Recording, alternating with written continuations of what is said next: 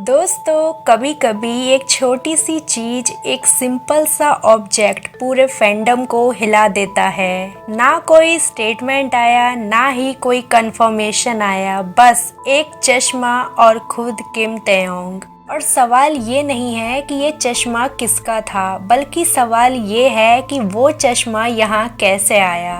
दोस्तों, इस वीडियो के एंड तक आप समझ जाओगे कि आखिर क्यों फैंस इस मूवमेंट को नॉर्मल कोइंसिडेंस नहीं मान पा रहे हैं। कुछ दिन पहले की बात है, रात का टाइम था। BTS V, जंगकुक और BTS जिन एक साथ वीवर्स पर लाइव आए। सभी का मूड लाइट था, हंसते हुए गाते हुए ये लाइव किया गया था। बिल्कुल घर के जैसा माहौल था। और तभी हमारे तेयोंग कैजुअली बोलते हैं, आज रात मैं जंगकुक के साथ उसके बेड पर ही सोऊंगा। कोई ड्रामेटिक म्यूजिक नहीं, कोई पॉज नहीं, जैसे ये बात बोलना उनके लिए बिल्कुल नॉर्मल हो। लेकिन तभी दोनों के साथ बैठे हुए BTS जिन ने बोला कि अगर तेयोंग जंगकुक के बिल्कुल पास सोएगा तो मैं तुम दोनों के बीच में सो जाऊंगा। क्योंकि BTS जिन इस चीज को फनी वे में बदलना चाहते थे। इस लाइव को देखने वाले फैंस हंस पड़े, कुछ लोग तो ब्लश कर गए, कुछ लोगों ने इग्नोर कर दिया। लाइव खत्म हो गया, बात खत्म हो गई, सब नॉर्मल ही लगा था, लेकिन सब कुछ नॉर्मल नहीं था। क्योंकि दोस्तों, अब आगे कुछ ऐसा होने वाला था जो किसी ने भी नहीं सोचा था। 2 दिन के बाद तेयोंग अकेले लाइव आते हैं, सिर्फ कुछ मिनट्स के लिए, एकदम शांत, सॉफ्ट वॉइस, सिंपल सी वाइब के साथ। और तभी फैंस की नजर पड़ती है उनके चश्मे पर। Same frame, same shape, same feeling. और फैंस को याद आता है ये चश्मा तो पहले जंगकुक ने पहना था। और यहाँ से स्टोरी स्टार्ट होती है, क्योंकि यहीं से लॉजिक और इमोशन का मिक्सचर शुरू हो गया है। जरा सोचो, अगर ये सिर्फ एक रैंडम चश्मा होता तो शायद कोई नोटिस भी नहीं करता। लेकिन पूरी बात जाननी इम्पोर्टेंट है। एक रात पहले तेयोंग जंगकुक के घर पर थे और उनके बेड पर सोने की बात सामने आई थी। और उनका कॉन्फिडेंस देखकर ये क्लियर था कि वो सच में सोए भी होंगे।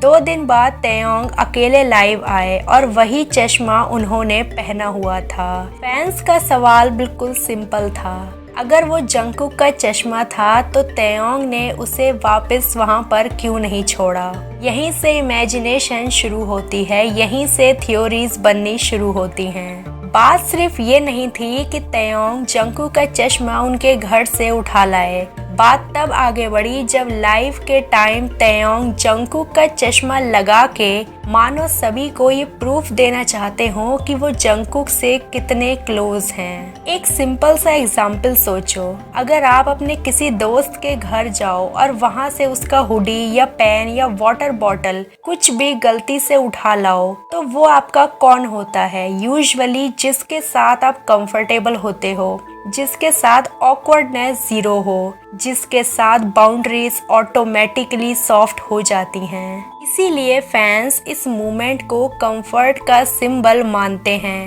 एक ऐसा कंफर्ट और कॉन्फिडेंस जो तेयोंग को सिर्फ जंगकुक के साथ महसूस होता है। पर अभी रुक जाओ, अभी पिक्चर पूरी नहीं हुई है। क्योंकि सोचो, अगर ये सिर्फ कंफर्ट होता तो फैंस इतने इमोशनल क्यों हो जाते हैं? और दोस्तों, इसका जवाब नेक्स्ट लेयर में छुपा है। तेयोंग और जंगकुक के मूवमेंट्स ज्यादा लाउड नहीं होते, पर ज्यादा रियल जरूर होते हैं। ना ओवर एक्टिंग होती है, ना ओवर एक्सप्लेनेशन होता है, ना क्लैरिफिकेशन, बस छोटी छोटी चीजें। और इंसान का दिमाग छोटी चीजों को ज्यादा सच और रियल बना लेता है। फैंस बोलते नहीं हैं कि ये रियल प्रूफ है, बल्कि फैंस फील करते हैं कि ये दोनों रियल लगते हैं। और फीलिंग हमेशा लॉजिक से ज्यादा पावरफुल होती है। और दोस्तों, सच तो ये है कि जो चीजें ज्यादा फोर्सफुली होती हैं उन्हें समझना पड़ता है, लेकिन जो चीजें नेचुरल होती हैं वो बस नोटिस हो जाती हैं। इस चश्मे के मूवमेंट में भी कुछ अनाउंसमेंट नहीं थी, बस एक साइलेंट ट्रुथ था जो फैंस को नोटिस हो गया।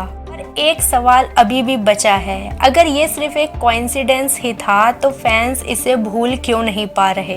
दोस्तों ऐसा इसीलिए है क्योंकि फैंडम सिर्फ आइडल्स को फॉलो नहीं करता, फैंडम फीलिंग्स को भी फॉलो करता है। जब हमारे आइडल्स हमें सेफ लगते हैं, रियल लगते हैं, ह्यूमंस लगते हैं, तो हम सभी फैंस उनसे इंस्टेंटली कनेक्ट कर लेते हैं। और ताइकुक के मूवमेंट्स फैंस को याद दिलाते हैं कि ये सिर्फ स्टार्स नहीं हैं, ये दो नॉर्मल लोग भी हैं जो एक दूसरे के स्पेस में कंफर्टेबल हैं और सच्ची खुशी महसूस करते हैं। इस वीडियो का मॉरल ये नहीं था कि क्या ये रियल था या फिर ये प्रूफ था। इस वीडियो का मॉरल ये है कि कभी कभी जिंदगी में सबसे गहरी बातें बिना बोले ही समझ आ जाती हैं और हर चीज को लेबल देना जरूरी नहीं होता। फैंस का फील करना गलत नहीं है, फैक्ट्स को रिस्पेक्ट करना भी जरूरी है क्योंकि बैलेंस ही मैच्योरिटी है। आप लोग क्या सोचते हो, क्या ये सिर्फ एक कोइंसिडेंस था या फिर एक कंफर्टेबल हैबिट?